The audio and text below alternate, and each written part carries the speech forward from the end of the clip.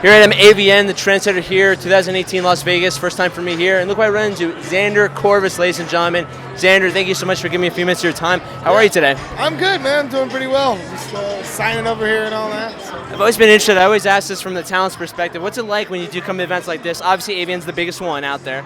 So when you do come to events like this, how does it feel from the talent standpoint? We have people coming here wanting an autograph and taking a picture, showing their appreciation for the work that you do. Yeah, you kind of summed it up there. It's awesome. Like, I mean, that's a great thing. Like, being appreciated, not just, just being something that, people like watch the movie and then jerk off and then don't give a shit. Like, the people here actually really are into adult movies and they give a shit about your performance and like your acting and the way you fuck and everything else. They actually, they appreciate it, so they want to talk to you about it. And I love hearing when people come up and say like, oh, my favorite scene of yours is this one and that one and why. Like, I like to hear about it because I want to know what, people remember from stuff and what people like that I do or sometimes don't like, whatever. Yeah, of but, course. I mean? Like, yeah. Critiquing or something like that, just allowed like watching the tapes in football.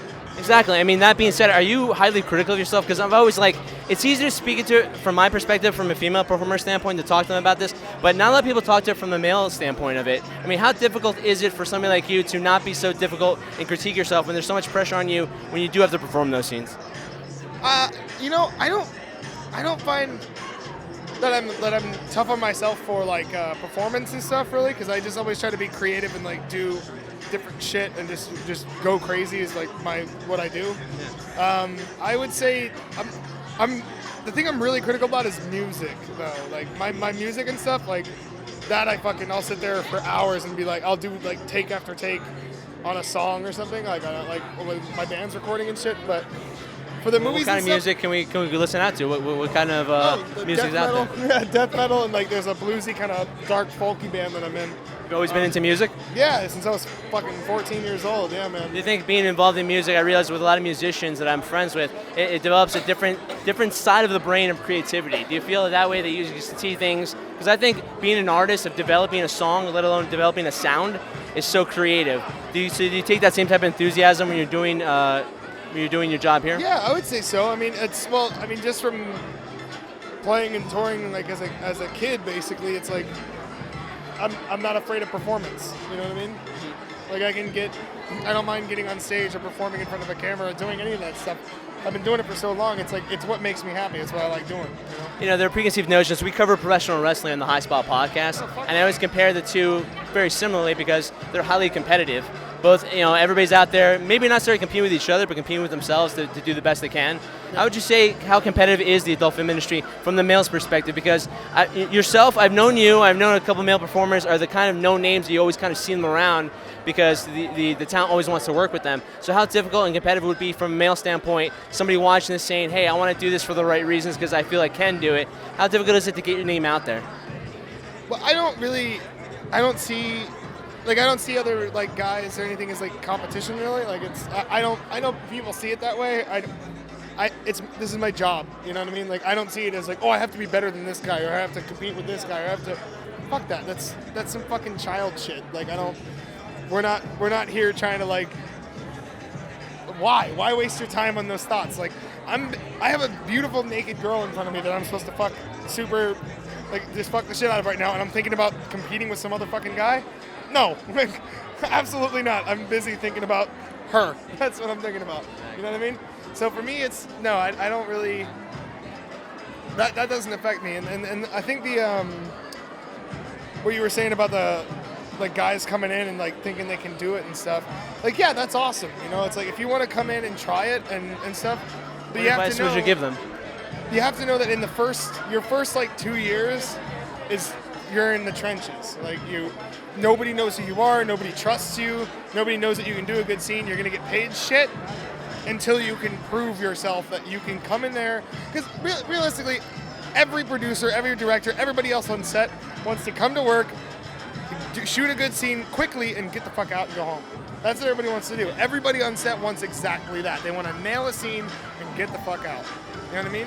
So the pressure, I guess, the pressure that arises for a lot of new guys is, I've seen it a million times. It's like new guys coming in and be all like cocky and shit, and they soap bubble themselves So they get this idea like, yeah, I'm the man, I'm gonna do all this shit. And then as soon as you're having a tough time getting a boner for a second, your whole shit now has popped and deflated. Yeah.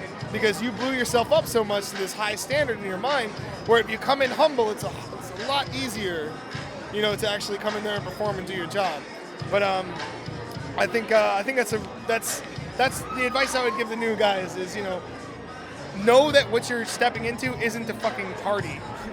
It's hard. It's a really fucking hard job. It's super stressful physically and mentally. And know that you're gonna get paid shit for the first couple of years. And if you can hang with that and fucking keep pushing yourself forward, then welcome to the club, man. You know. And one final one for me. You mentioned how, like, you know, early on you're going to have to start from the bottom up to build your name. Yeah. In your experience, how have you used social media now to get your music and now to get what you're doing? Obviously, what your job is here. Have you used social media in terms of that strength to get your name and brand yourself? I also, yeah, but for my social media, I don't really. I don't know. I keep my social media very like me. Like I don't really being authentic. You be yourself. Yeah, just honestly, like, because if you come into this industry and go like, I'm gonna be the next Manuel Ferrer, I'm gonna be the next Kieran Lee, just fucking leave. Like we don't need carbon copies. We don't need repeats. Come in and be your absolute self to the maximum you can. You know what I mean? You don't want to be another people that. You don't want people to see you and think that you're somebody else, like mistake you for some other dude or mistake you for some other girl because you look exactly like them and act exactly like them. Be unique, be yourself, you know? I know I said one last one, but I have to ask you this question. With all the work that you do, what do you do to kind of unwind and pace yourself, to take a break? Video games. What's your video game? I play, God, I'm a PS4 guy, but I play XCOM. Thank God, a PS4 guy. Yeah.